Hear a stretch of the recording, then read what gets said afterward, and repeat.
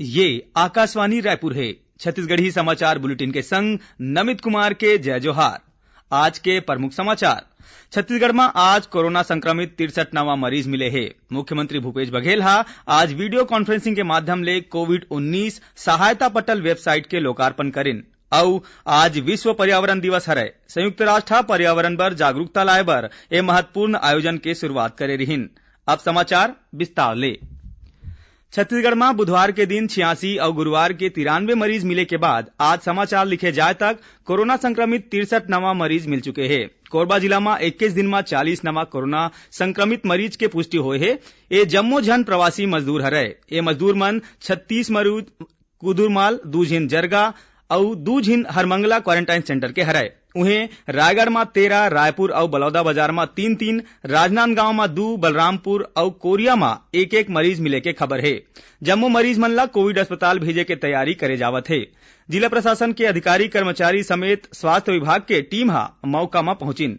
एकरे संगे संग क्वारंटाइन सेंटर ला सील करके सैनिटाइज करे के घलो कावत है। प्रदेश में कोरोना संक्रमित मरीज मन के संख्या अब 836 हो गए है, जेमा एक्टिव मरीज के संख्या 628 है। उन्हें 206 जिन मरीज मन ला ठीक होए के बाद अस्पताल ले छुट्टी दे देगे है। मुख्यमंत्री भूपेश बघेल आज वीडियो कॉन्फ्रेंसिंग के माध्यम ले कोविड-19 सहायता पटल वेबसाइट के लोकार्पण करिन। ए वेबसाइट के माध्यम ले प्रदेश में क्वारंटाइन सेंटर के सूची, सहयोगी सामाजिक संस्था के सूची, केंद्र और राज्य सरकार के आवश्यक निर्देश के संग्रह, क्वारंटाइन सेंटर में राखे गए लोगन के मनोबल बढ़ाए के तरीका के जानकारी मिल सकी। ये वेबसाइट ला स्वैच्छिक संस्था और राज्य योजना आयोग के सहयोग ले तैयार करे गए है। ये मौका में मुख्यमंत्री वीडियो कॉन्फ्रेंसिंग के माध्यम ले चिकित्सा के संगे संग कतकोन विषय के विशेषज्ञ मन ले घलो चर्चा करिन। मुख्यमंत्री भूपेश बघेल आज रोग प्रतिरोधक क्षमता ला बढ़ाए जाए बर आयुर्वेदिक चूर्ण ला लॉन्च करिन। ए बेरा में मुख्यमंत्री किहिन की प्रतिरोधक क्षमता ला बढ़ा के कोरोना वायरस ला लड़े जा सकत है। मुख्यमंत्री ए बेरा में वन औषधि और जड़ी बूटी ले तैयार उत्पाद के कैटलॉग के विमोचन घलो करिन।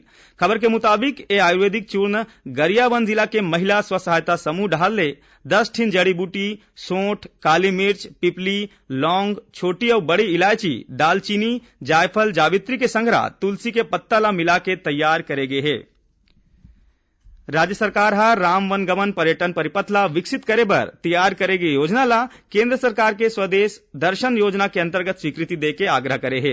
एकर बर मुख्यमंत्री भूपेश बघेल केंद्रीय पर्यटन राज्य मंत्री स्वतंत्र प्रभार प्रहलाद पटेल ला चिट्ठी लिखे है। मुख्यमंत्री ये चिट्ठी में कहे है कि राज्य सरकार डहाल ले राम वनगमन परिपथ ला पर्यटन बर विकसित करे के योजना बनाए गए है।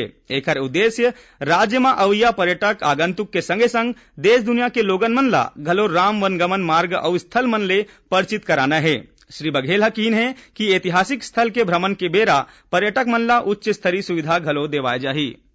छत्तीसगढ़ी समाचार बुलेटिन आप मन आकाशवाणी रायपुर ले सुनत हव। छत्तीसगढ़ के खबर ले है आपकी वास्ता और खबर के विश्वसनीयता ले है हमार वास्ता। आकाशवाणी समाचार रायपुर के प्रादेशिक समाचार बुलेटिन के संगे संग हमार समसामयिक कार्यक्रम आप रेडियो के संग अपन मोबाइल में घलो सुन सकत हो। आकाशवाणी समाचार फेसबुक, ट्विटर और यूट्यूब में घलो हावय। हमार फेसबुक पेज हरे Chhattisgarh news on AIR, Twitter handle CGAIR news और हमार यूट्यूब चैनल हरे छत्तीसगढ़ AIR न्यूज। तो अब रेडियो के संगे संग आपके मोबाइल के माध्यम ले हम आप तक पहुंचत हन। छत्तीसगढ़ के हर खबर पर सुनत रहो आकाशवाणी समाचार। अब आगू बाढ़न बाँचे समाचार कोती। आज विश्व पर्यावरण दिवस हरय। संयुक्त राष्ट्र पर्यावरण बर जागरूकता लाए बर ए महत्वपूर्ण आयोजन के शुरुआत करे रहिन। एकर उद्देश्य प्रकृति के संरक्षण और कतकोन पर्यावरण ले जुड़े मुद्दा बर लोगन ला जागरूक करना है। ये बेरा में प्रधानमंत्री नरेंद्र मोदी धरती के समृद्ध जैव विविधता के संरक्षण बर संकल्प व्यक्त करिन।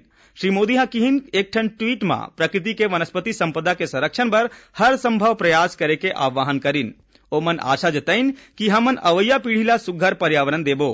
उन्हें केंद्रीय पर्यावरण मंत्री प्रकाश जावड़ेकर विश्व पर्यावरण दिवस के बेरा में नगर वन कार्यक्रम के शुभारंभ करिन। छत्तीसगढ़ के राज्यपाल अनुसुईया उइके पर्यावरण दिवस के बेरा में आज राजभवन परिसर में पौधारोपण करिन। ओमन जाम, अनार, आंवला, कटहल, चिरई जाम, स्वर्ण चंपा और अमलतास के पौधा लगाइन। ए बेरा में ओमन मनखे मन ले पर्यावरण संरक्षण बर अपील करत किहिन कि प्रदूषण रोके बर हर संभव प्रयास करना चाहिए। राज्यपाल लोगन ले अपन तीर्थ अखार के खाली जगह में वृक्षारोपण करे के संगे संग उकर देखभाल करे के अपील घलो करिन। उन्हें मुख्यमंत्री भूपेश बघेल अपन रायपुर निवास परिसर में जाम, आमा और लंसोर के पौधा लगाइन। ए बेरा में ओमन प्रदेशवासी मन ले अपन जिंदगी में कम से कम एक पौधा लगाए और ओला जीवित रखे के जिम्मेदारी लेके आग्रह करिन। एति दुर्ग जिला के धमदा विकासखंड के 37 क्वारंटाइन सेंटर में घलो पौधारोपण करेगिस। प्रवासी मजदूर मन 1100 ले ज्यादा छायादार और फलदार पौधा लगाइन। ओती राजनांदगांव शहर में बनत बर्ड पार्क में आज वृक्षारोपण के शुरुआत करेगिस। ए बेरा कतकोन प्रजाति के 400 पौधा लगाएगिस।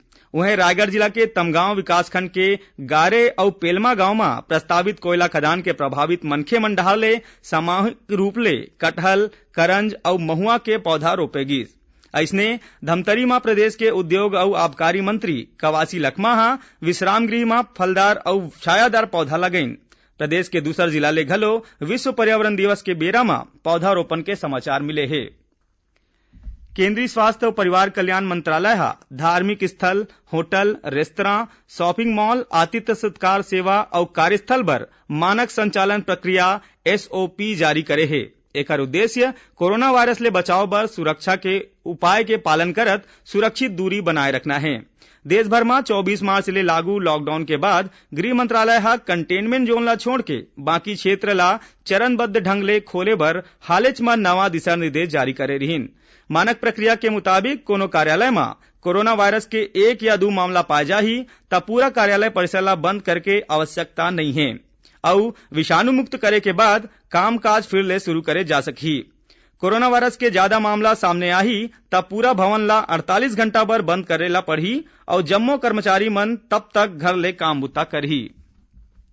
केंद्र सरकार प्रधानमंत्री जनधन योजना में महिला खाता धारक मन बर आज ले जून माह के 500 रुपया भेजना शुरू करही। यह प्रधानमंत्री गरीब कल्याण पैकेज के तहत तीसरा किस्त हरय। लाभार्थी मन 10 जून के बाद कोनो भी दिन ए पैसा ला निकाल सकी। ये पैसा लाभार्थी मन के खाता संख्या के आखिरी नंबर के आधार में समय सारणी के अनुसार भेजे जाही। पहली किस्त के रूप में 20 करोड़ 5 लाख महिला मन के जनधन खाता में 10,029 करोड़ रुपया जमा कराए गए रहीस।